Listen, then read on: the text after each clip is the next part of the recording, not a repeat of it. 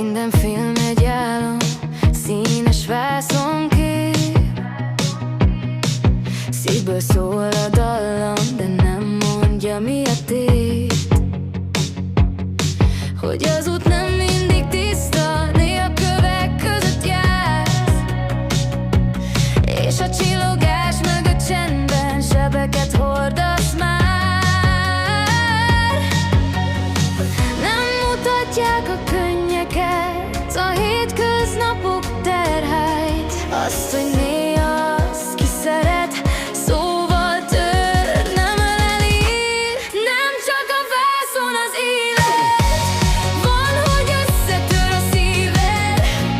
Lehet bántás, vagy csak csend, ami lassan felemész benn. De ha valaki marad veled, a rosszban is fogja a kezed. Az több, mint bármely álomkép. Az a valódi szeretet. Van, hogy minden szép, és a szíved száll, aztán észrevétlenül fakul a napsugár. Nem harsog a zene, nem táncol a fény, csak a csend marad veled minden reggelen még.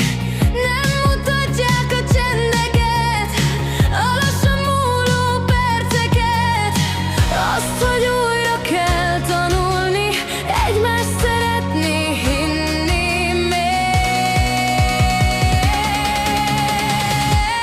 Nem csak a vászon az élet, van, hogy összetör a szíved. Lehet bántás, vagy csak csend, ami lassan felemész bent.